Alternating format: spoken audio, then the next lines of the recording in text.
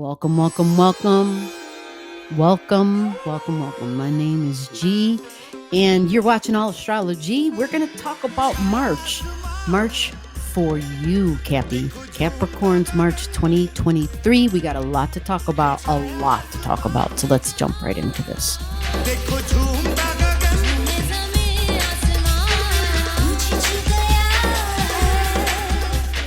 All right, Capricorn, here we go. We have a new, let's back up actually. Right at the beginning of March 7th, we have a full moon. It's a full moon in Virgo, okay? Now, a full moon in Virgo, we got to go over the Virgo keywords. We know that a full moon is a ending and a completion, but we also know that can be emotions and family and mom. It could be the mother wound. It could be feelings. It's emotional securities, but it's around Virgo energy. It's actually in Virgo energy. So it's a completion and an ending. There could be something that has to do with family. Virgo can have to do with pets. It can have to do with the domestic side of life, like the things in the home, the tasks, the routines, the jobs in the home. That's Virgo energy, right? It's keeping track of, it's like doing the laundry, it's cleaning, it's doing the dishes, it's vacuuming the floor. Think of service, like all the things you do, right? So it can be even cutting the grass, things you would hire people to help you with at home. Well, we need someone to paint the house. We need someone to shovel the walk, right? Services for the home. But what about inside the home? Like, what if you get too old? I'm thinking about my mom now, right? Someone has to come in and do light housekeeping for her. My sister goes in and takes and does the laundry and cleans does fresh sheets, fresh bedding and towels. So yeah, all that is Virgo energy. Right, all of it. So these are like lists. We have to write lists for Virgo stuff, don't we? Because if we got to go to the store to buy food for mom, right? Her refrigerator's low. We got to write lists. Mom, what do you like to eat? So we're writing lists and we're keeping track on a calendar. Like, mom, we have a doctor's appointment on this day, right? We got to schedule this. Oh, the lawnmower guy comes by on Tuesdays. You see, very domestic, very much about that part of life, right? But at the same time, it can include parts of life that have to do with when you're at work, because when you're at work, you also have schedules, you also have calendars, you have deadlines, you have routines and tasks when you're at your job. So for some people, it can be that too. So the big thing here with this completion and ending is to find out for Capricorn, where is this Virgo energy, right? So the Virgo energy for Capricorn for this full moon is in your 9th house. This is what you believe in. What you believe in your 9th house. This is also religion, spirituality. This can be teaching and preaching, like higher education or extended education. This can be religion and spirituality. Yeah, this can also be traveling, like long distances, getting in the plane and going. There's some sort of a routine or a task, but there's something about your beliefs about those things, okay? Because Virgo, when we talk about beliefs, I got to believe we're talking about ideas and perfection. Big time, because Virgo has the tendency to go there. It has the tendency to strive for perfection. So like Virgo in the 9th house, pretty smart people, because they can grab the details, the minutia. That's Virgo, the details, the small stuff, and they can put those things together to see the bigger picture. Well, you got Virgo, the details, in the 9th house, which is Jupiter, which is the big picture. It's like Pisces energy. Yeah. So you have kind of like the best of both worlds here, right? So likely, definitely people who can grasp the smaller and the bigger and then put those concepts together, weave those concepts together. So learning and extended education, yes, would work out well for you. And having it part of your routine in some way. So even if you're not in school anymore, even if you're not teaching somebody else, there's probably things that you do in your life. So maybe you have neighbors, maybe you have friends where you're kind of like that person where people can learn from you, right? For whatever it is, whatever your skill set is, right? People can learn from you. When I think of Virgo in the 9th, like there's this rich culture thing involved with it, because Virgo wants to explore, Gemini or Sagittarius 9th house. It wants to explore. It wants to be free, but it's not just going to go to a place just to enjoy the sunsets and the water. They're going to want to know the details, which means diving into the culture of foreign lands and foreign places and foreign countries. You get it? Because Virgo is the details, right? So it's confusing because there's a lot here, but there's something here that's ending. So it's almost as though like if you were part of a different culture, foreign to who you are, because that ninth house, it's about, getting on that airplane and being far from home. And if it's university, if it's school, or even for religion and spirituality, if it's an ending, right? Look for the degrees, 16 degrees in 40 minutes. You may have something in your chart. This is that completion. This is that ending. This is that closure. All right. If you don't know and you need help, just comment to me and I will figure that out for you. And for those of you who have no interest in that at all, tell me where you're watching from. Tell me, like, say hello to me. Let me know you're there. Wake up. What are you drinking? What's the beverage you're having? Are you snacking on something? What are you snacking on? That's a Virgo thing. Food, and enjoying the food of other cultures. Virgo, food, ninth house. That's Virgo for you. It's the stomach, it's digestion. So you'd be keenly aware of the stomach and the feelings and the emotions and just how all that works and health overall. All right. Now, with this full moon, there is also another thing here. I talked about there was a lot going on, and there is, because Saturn is making a move. It is leaving the sign of Aquarius, and on this same day, March 7th, Saturn moves into the sign of Pisces. Yeah, big deal. Saturn is work. It's routine, it's work, and it's organizing, it's structures, it's building structures. It's things over long periods of time, the material, the tangible. So we think of like things that are built to last a long period of time, right? Saturn can be our tangible assets. Okay.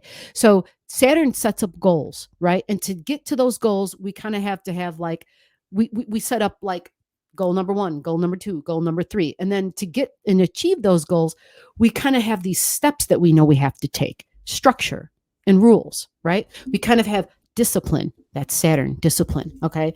But the goal is for long-term success, right? Saturn is our friend. When we abide by the rules and we stick to the plan and we don't give up, we're going to be promised our success, right? And that's how Saturn works. It rewards us. So Saturn's a beautiful planet, although it doesn't always feel beautiful when you're experiencing Saturn's rules and regulations and restrictions even. And it can definitely feel heavy at times, because that's what Saturn does.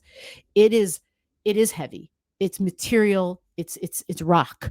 And it can be cold and icy even. So think about that for Saturn. It can even feel distant, right? So if it goes into Pisces is a really sensitive sign. It may know things, but it doesn't have to know things because it can show it to you. It knows things because of its levels of sensitivity. It can feel it. It knows it because it can feel it. That's Pisces. So what's going to happen when Saturn goes into Pisces? It's almost like we have cold and soft, like rock hard and warm and soft, although Pisces doesn't have to actually be warm, but definitely soft and not even have a shape. Pisces is water, right? And it's murky waters. It's not clear. It can be confusing. So I had a client once say that they enjoyed the idea of Saturn going into Pisces, because this person said they felt as though they would get structure in their life when that happened. And so they welcomed Saturn coming in, because Saturn would help them set up for success. They had a lot of water energy and they felt scattered. So for some of you, it can do that same thing. Now, Capricorn, your Pisces energy is in your 3rd house of your mind and your thinking. Your mind and your thinking. So what I love about this for Capricorn is that this means Saturn is going there, and it's going to become like it's going to organize and set structures with your thoughts. Now, for some of you, you may feel this, I don't want to say as depression or as a cloud, but it may feel heavy. How about that? It may feel heavy. You may feel like a burden of communication, or when communications come in, they may feel like a burden all of a sudden.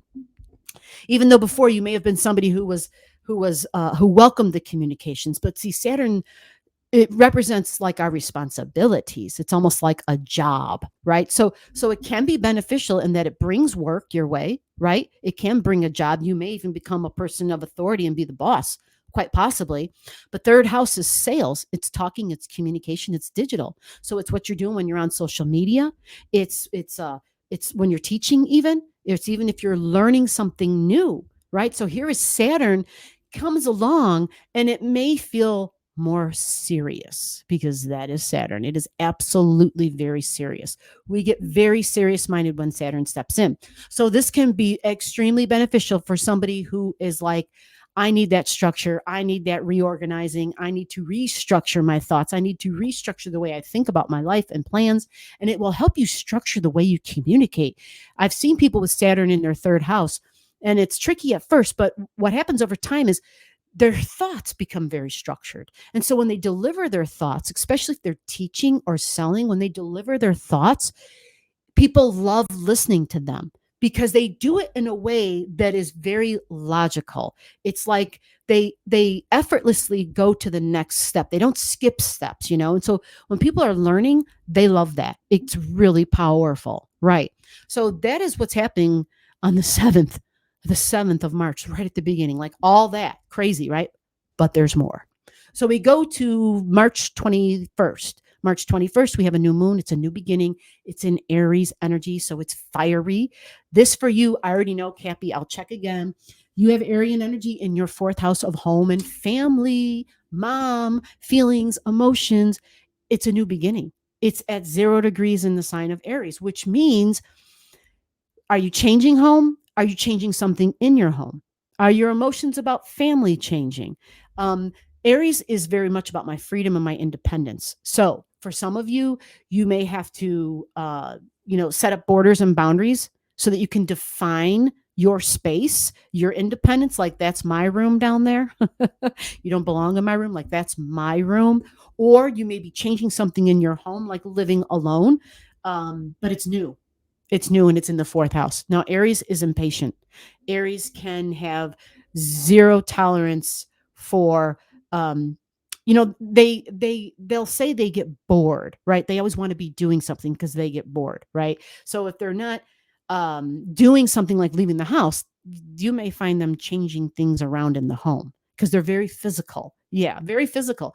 So Aries needs things to do in the house. And if you don't want to go crazy, especially if you have to live with an Aryan energy, make sure that they have ways that they can express that energy, right? Where it's not disruptive in the home.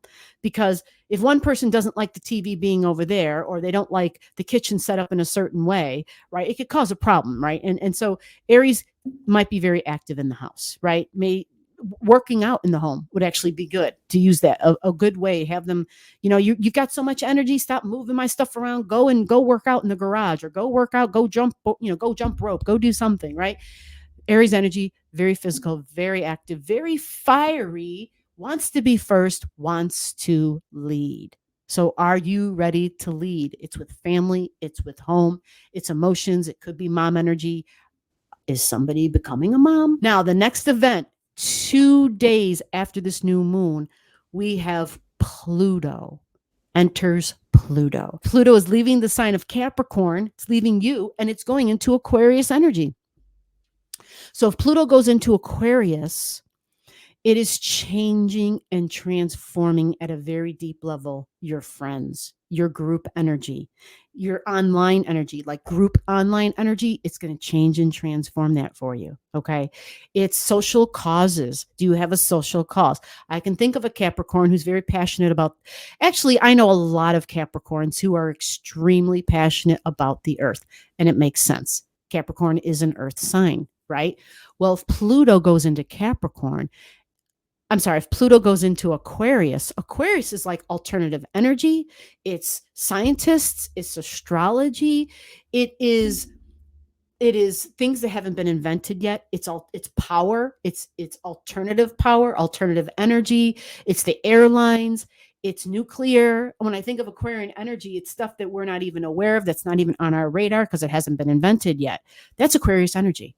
Also your friends and groups. Okay, so now, for you, you can expect Capricorn, when this change happens, this is going into your 2nd house of money. Holy smokes. This is your 2nd house of income and money being changed and transformed. And you have that Aquarius energy there. So it's how you work in groups. Do you make money when you're working within groups? Is there something cutting edge, something unique, something different, something with science? I have one of my YouTube neighbors, matter of fact. She is I forget exactly what she does. That I feel bad, but she did a lot of studying. She's got her PhD. Uh, I don't know if it's structural engineering. I don't think she's in chemical engineering. It's something with research and engineering. But this is that energy. So this lines up really well for her in her life. This makes sense. Pluto going into her second house, changing your money, possibly changing a job, changing of values. Now, what I have to share with you about Pluto, and I want you to just keep this in mind, it's only going to be in Aquarius for a little bit because the planets go into a sign. It gives you a foreshadow. So you pay attention of what's going on during this time, right? It gives you a foreshadow about your values because it's your second house. Your values can be your love too, like literally am I married to somebody? Am I going to meet somebody? Who do I value? Why do I value them? What is it about those people or things that I have that I value? Pluto's changing and transforming that. And again, your income can be involved in this. So if Pluto goes in there, which it is March 23rd, it goes in for a few months. So it's like March, April, May, and then it starts to back out and it goes back into Capricorn. It goes into Capricorn and stays there until the beginning of 2024.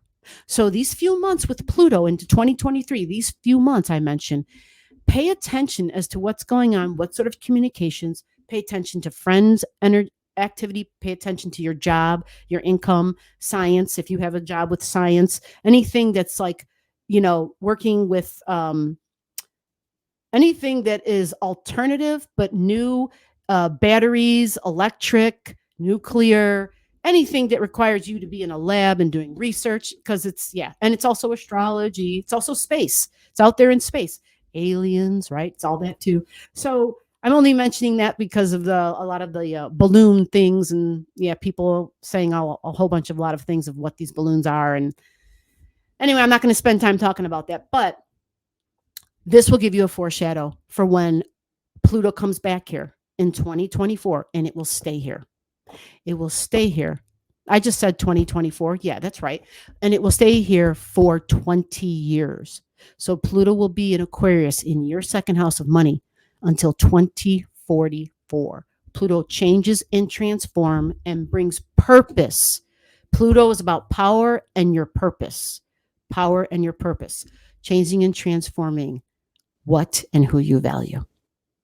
Hope you enjoyed this. I will see you in the next video. Don't forget, you got any questions, comment down below, and I will see you, Cappy, in the next video. Bye-bye. So below the video, I'll have all the degrees for those of you who like to pay attention to the degrees in your chart. Again, if you don't know and you want to know, just comment below.